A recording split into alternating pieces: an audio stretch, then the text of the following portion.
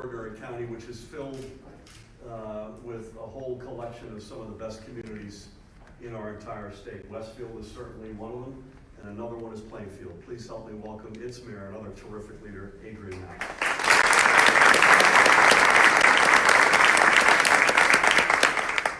First, I want to commend the governor for his vision of wanting to make New Jersey fairer for everyone. Not only fairer, but safer for each and every one of us.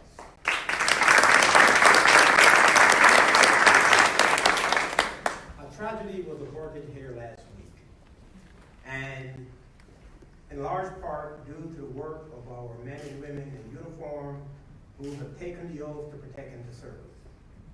But make no bones about it. Gun violence is the plague of the 21st century. It is a public health hazard that must be treated as such. And we can no longer, or should no longer, stay on the sidelines and watch as innocent lives are taken each and every day.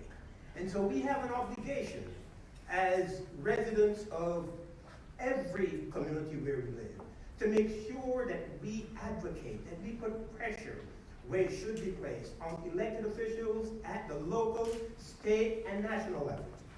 We must make sure that there's comprehensive gun control legislation that is implemented immediately. We can no longer wait.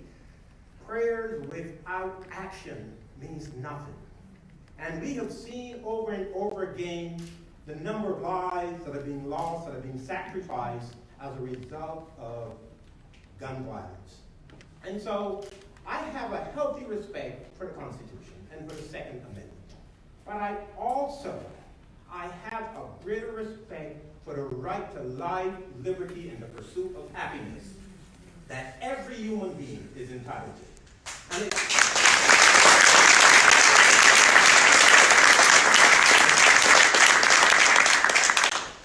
so I think that should be first and foremost in our minds. The recent budget that was introduced by the governor, the fees for permits and other things in this budget ought to be embraced. And I would encourage all of us to encourage our state elected officials to look seriously at the budget as it has been proposed and make sure that we keep in place what the governor proposed in terms of helping us with the public safety challenge that we have. And so they ought to support the amount that's in there to raise the fees of licenses and permits. It makes no sense for us to keep these fees at the same level that they have been for the last 50-something years. It's not about revenues alone, but it's about a deterrent that we ought to put in place so that people who would casually go and seek a permit to purchase a handgun, some level of deterrent ought to be in place. And I think that's what these fees would do.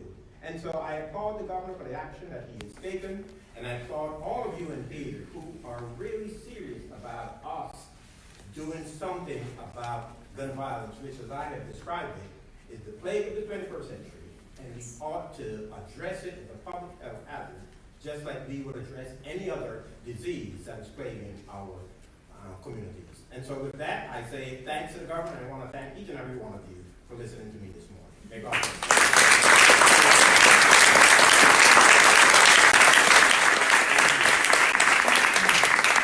So 3 quick thoughts before I ask Bill to come up and say a few words.